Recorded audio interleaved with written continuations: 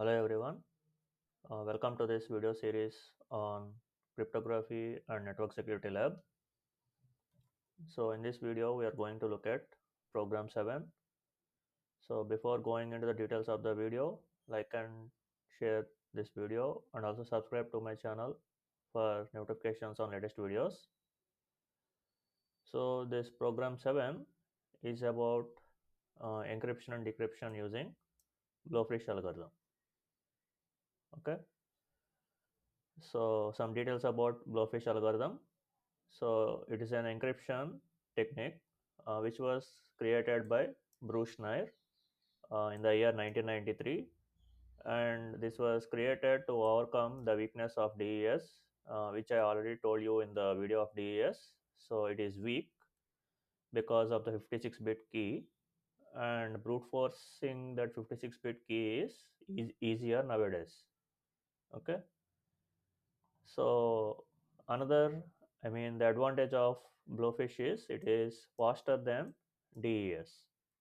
Okay, and also the throughput of Blowfish algorithm is high. And the last bit of information about Blowfish is it is a symmetric block cipher algorithm. So I already told you what is meant by a symmetric cipher and also what is meant by a block cipher. Okay, so some of the properties or characteristics of Blowfish algorithm. So block size is 64 bits, uh, and key size is variable. It is not fixed. Okay, so the key size can vary from 32 bits to 448 bits, and number of subkeys. There are 18 number of subkeys which are stored in P array. Okay, you can think of P array as a permutation array. So there are 18 P arrays. There are 18 entries in the P array. Okay, where each entry in the array is a subkey. Okay, every entry is 32 bits. So there are 18 32-bit entries in the P array.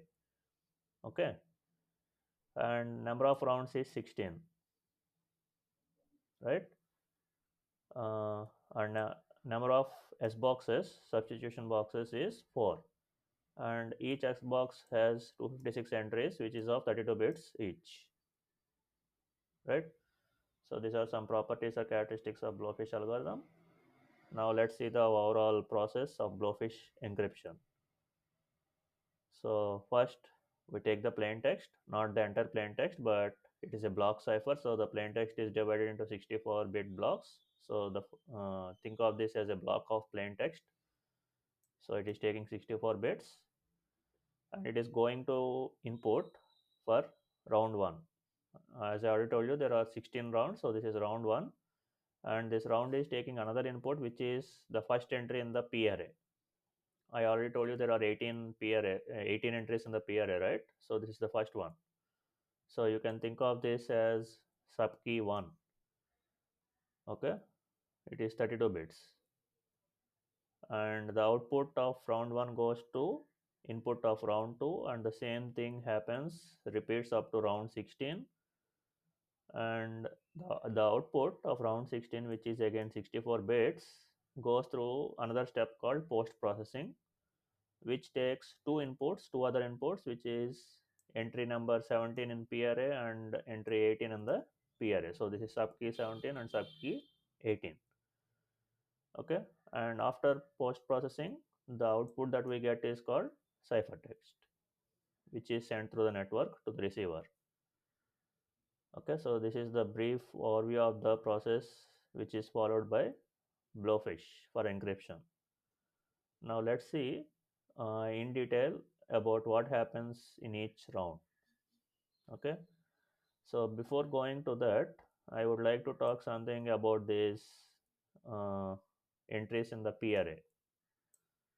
Okay, so I am actually skipping the part of key generation. I am not talking about key generation. So I will just briefly explain what happens in key generation. So after the key is generated, that is, it is variable, like I told you, from, the key size varies from 32 bits to 448 bits. After a key is generated, Um, the key is divided into subkeys. Okay, where each subkey is stored in the P array, right? So how this happens means, um, actually the entries in the P array are already initialized to random data. Okay, the entries in the P array are already initialized to some random data. So those things are XORed. Okay, so the entries, that is 18 entries in the I mean the P array, are XORed with the key which is generated. Okay, not the entire key, but 32 bits in the key. So if you take P1, the entry P1, that value is XORed with first 32 bits in the key. Similarly, for P2, the data in the P2 is XORed with next 32 bits in the key. Okay, and P3, the data in P3 is XORed with next 32 bits in the key, right? So when the data in the key is completed, again uh, the bits will be XORed from the starting, first 32 bits, next set of 32 bits, next set of 32 bits, like that, so on. Okay, so this is how the entries in the P array are constructed, which contains our subkeys. I hope that is clear. Okay, now let's see what happens in each round. So plain text block, I told you it contains 64 bits. So we are taking the left half, we divide the plain text block into two parts, left and right, 32 bits and 32 bits. So left 32 bits is XORed with the subkey P1, which is also 32 bits, and the output of this XOR operation is going through a function f, and the output of function f is being XORed with right half 32 bits. Okay, it is a simple operation actually. I will talk about this function, what is happening in this function, in the next slide. So now see what happens. The output of the right hand side XOR operation will be going to it will be going as input to the next round as left half, and the output of this XOR operation will be going as input to the input as right half to the next round, and the process continues, same process continues until round 16. So if you remember, after round 16 there is a post processing step, right? So what is the post processing step means? This is the post processing step. Okay, so the output of left XOR operation in round 16 goes as input to XOR of post processing round, which takes input as another input P17, and the output of right XOR operation from round 16 goes as input to the XOR operation, to this XOR operation, which takes another input which is P18. Okay, subkey 18,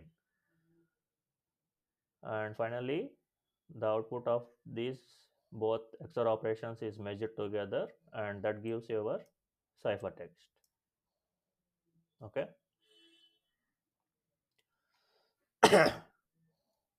So this is what happens in Blowfish encryption. Now this thing is called the round 1, round 2, round 3, so on up to round 16. Okay, and this is the post processing step, right? Now let's see what is happening inside the function f. I mean, what is happening in this function f. So I will be using two symbols here. One is plus inside square box, which is binary addition, and plus inside circle, which is binary XOR. Okay, so let's see. So if you remember, what is coming as input to function f? So the input to function f is the result of left XOR operation. Okay, the output of this XOR operation. So L is the output of XOR operation, which is 32 bits. Now this 32 bits is divided into 8 bits, 4 8-bit blocks. Okay, 4 8s 32. Now these 8 bits, each 8 bits is going as input to Xbox. So there are total 4 Xboxes, and output of each Xbox is 32 bits. Okay, so this 8 bit will be converted into 32 bits. So the output of first Xbox and second Xbox will be added together. But this is binary addition, it is not XOR. This is a binary addition, and the output of this binary addition and the output of third Xbox will be XOR together. So this is XOR operation, and the output of this XOR and the output of Xbox 4 will be again binary added.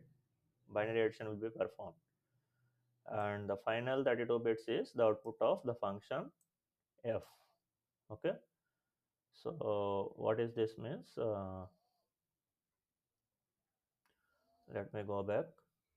So the 32 bits is the output of this function f, this one. Okay, so this is what happens in function f inside Blowfish. So that's it about the Blowfish algorithm. Thank you.